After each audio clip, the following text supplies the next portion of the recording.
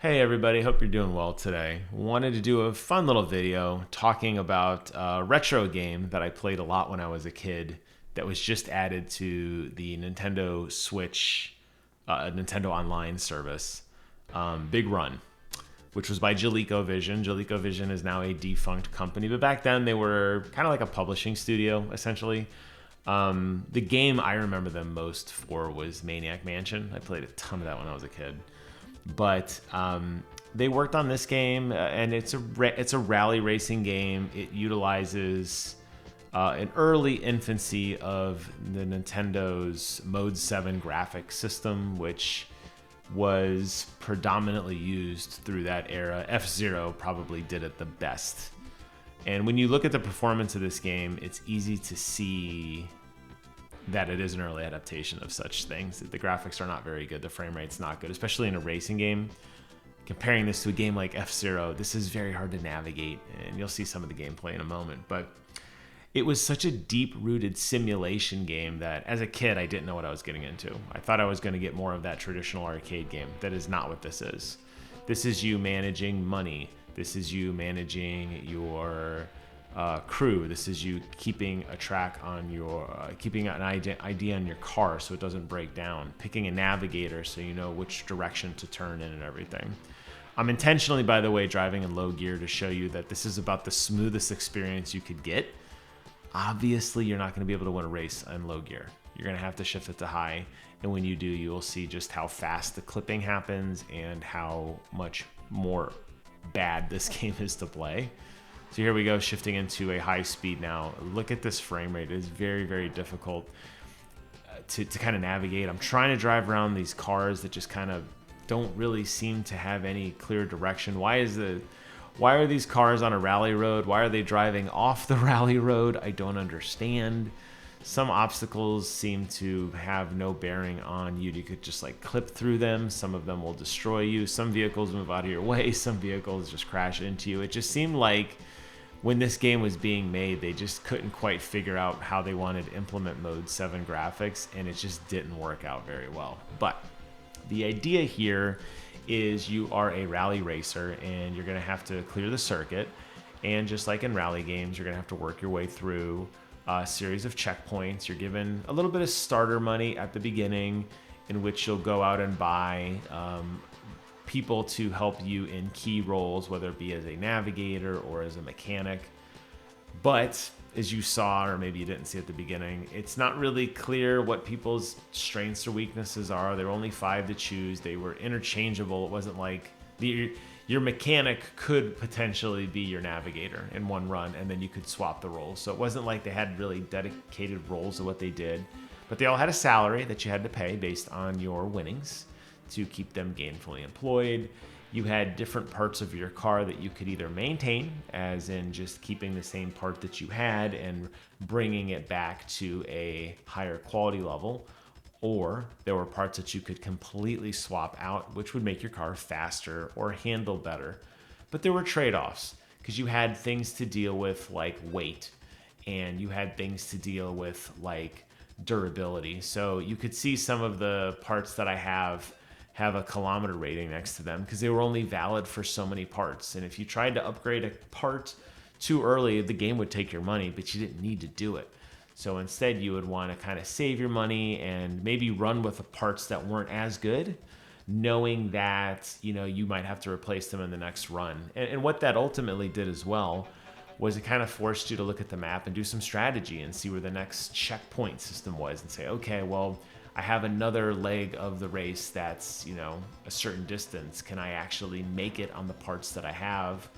You know, if I crash, obviously some of my durability might decrease, so I need to be mindful of that. So I need to drive this run a little smoother, which means I'm going to add more time. And it did, the decisions you had to make did begin to compound pretty quickly, and I thought that was fun.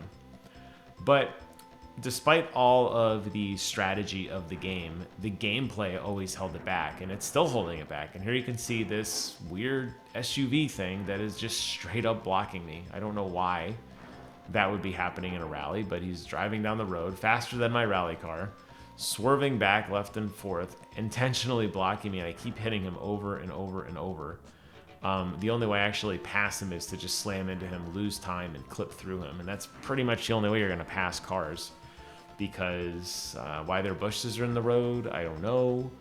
But because the game, like I said, some of the objects are suggestions. And some of them you can clip through, and it's not always really clear which ones you can and can't. But it also had a day-night mode. It had weather effects. I mean, this game really went out of their way to truly be a simulation game. And I think it's a shame because there were some really cool mechanics in play here for such an old title. Like that car driving on its side, I don't know. But the gameplay just ruined it. And that's just the tale of this game. And it did go on to sell well, believe it or not. And it did pave the way for games like Colin McRae. And there's a lot of inspiration, I think, if you look at this game that modern rally racers took, because this was a really good first attempt at doing that. And I don't know if it was just a system of, there wasn't a lot of memory on the Super Nintendo cartridge, and there were so many other decision points that had to be made, so they weren't allowed to use the bandwidth to process graphics, and instead they processed logic.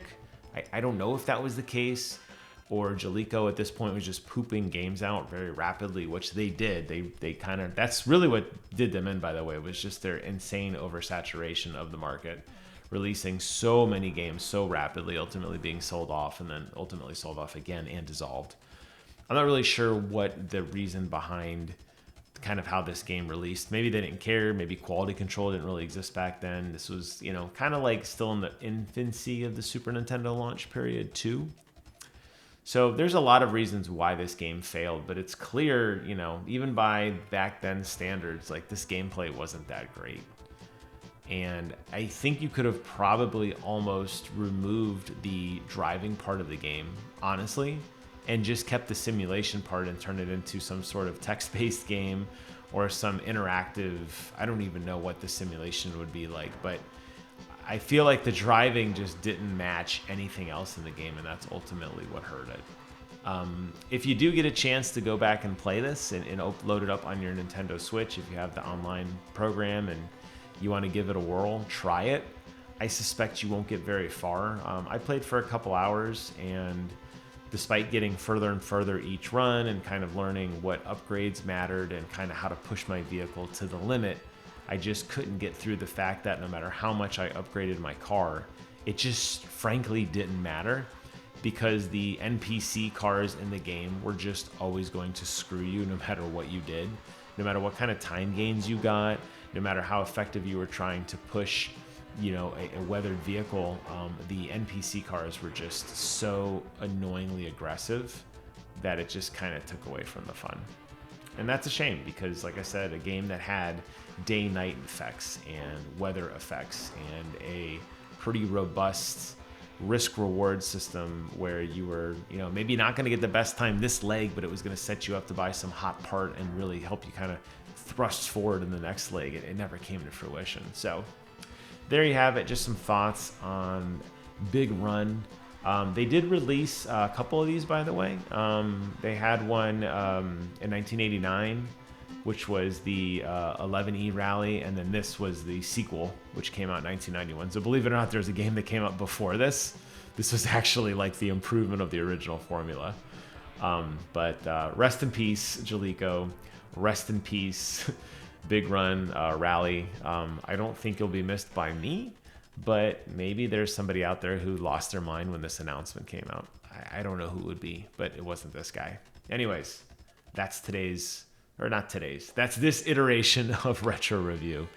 Thank you guys so much for watching. Take care of yourselves. And until next time, I will see you guys on the other side.